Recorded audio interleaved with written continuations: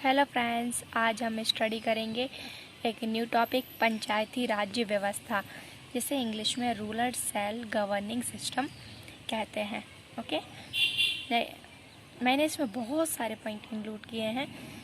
आइए हम देखते हैं उन पॉइंट्स को और पंचायती राज्य व्यवस्था रूरल सेल्फ गवर्निंग सिस्टम को अच्छे से समझते हैं। ओके, पंचायती राज्य व्यवस्था का उद्देश्य, इसका उद्देश्य ग्रामीण स्तर को मजबूत और सक्षम बनाना, शिक्षा, स्वच्छता, जल संरक्षण, तालाबों का निर्माण, कृषि में सुधार हेतु एक मजबूत और सक्षम गांव निर्मित होगा।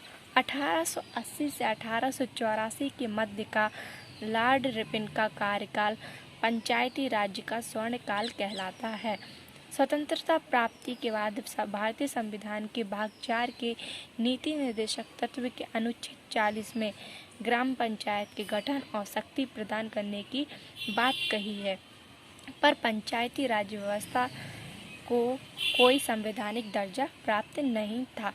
मतलब जो स्वतंत्रता प्राप्ति, मतलब जब हमें स्वतंत्रता मिली थी उसके बाद संविधान का जो भाग 4 था जिसमें नीति निर्देशक तत्व हैं, उसकी जो अनुच्छेद 40 था उसमें ग्राम पंचायत के गठन और शक्ति प्रदान करने की बात कही थी, पर पंचायती राज व्यवस्था का कोई संवैधानिक दर्जा प्राप्त नहीं था। पंचायती राज्य व्यवस्था हेतु बहुत सी समितियों का निर्माण समय समय पर हुआ। देखिए, इसमें पंचायत, जैसा कि अभी हमने देखा, पंचायती राज व्यवस्था हेतु बहुत सी समितियों का निर्माण समय समय पर हुआ, लेकिन हम जो मेन समितियाँ थी सिर्फ उनको ही डिस्कस करेंगे। ओके, तो पहली जो मेन समिति थी वो थी बलवंत राय मेहता समझते, जो 1957 में आई थी। इस समिति ने त्रिस्तरीय पंचायती राज व्यवस्था का सुझाव दिए। देखिए, अब इसको हम याद कैसे करेंगे, इसकी ट्रिक बताते हैं। बलवंत राय और मेहता, देखिए इसमें 3 वर्ड इंक्लूड है, बलवंत, राय और मेहता।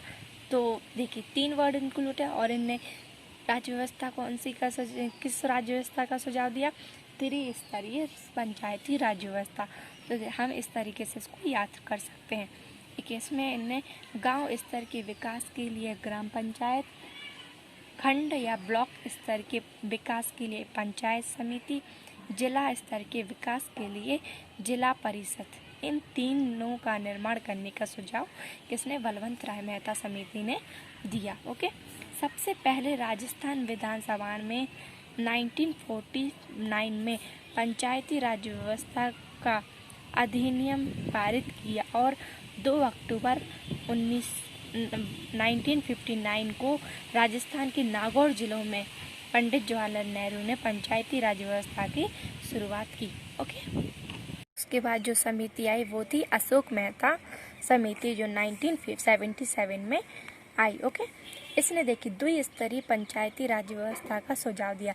इसमें भी देखिए अशोक और मेहता 2 वर्ड इंक्लूड है अशोक मेहता समिति में, तो अशोक और मेहता, और इसने कौन सी द्विस्तरीय पंचायती राज्य व्यवस्था का सुझाव दिया।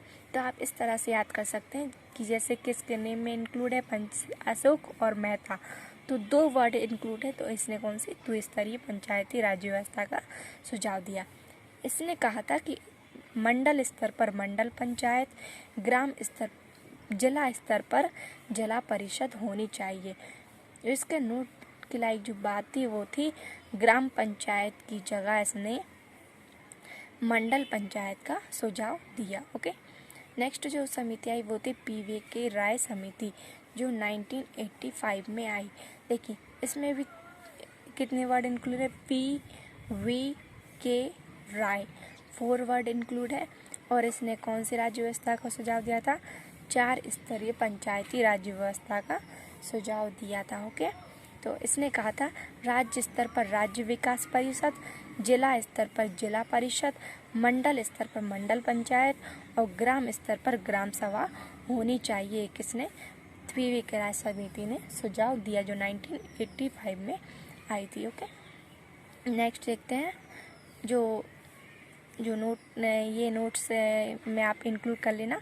इन 1986 में सिंधवी समिति तथा 1988 थुंगन समिति की सिफारिश पर 73वें संविधान संशोधन 1993 के तहत पंचायती राज संस्थाओं को संविधान में दर्जा स्थान दिया गया और संविधान के भाग 9 में 16 अनुच्छेद नए 243 का सेड़ा और 11वीं अनुसूची को संविधान में शामिल किया गया।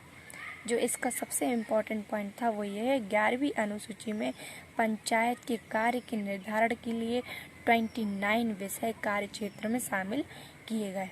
ओके, फिर देखते हैं हम जो 73वें संविधान संशोधन जो 1993 में हुआ था, उसके अंतर्गत बहुत सारे पॉइंट इंक्लूड थे, वो हम देखते हैं।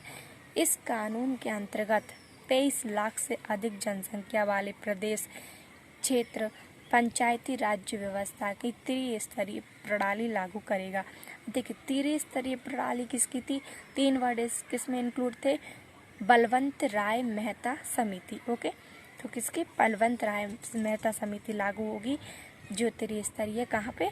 जहाँ 23 लाख से अधिक जनसंख्या वाले प्रदेश क्षेत्र होंगे। ओके, नेक्स्ट पॉइंट था, इस कानून ने ग्राम सभा को संवैधानिक अधिकार प्रदान किया गया।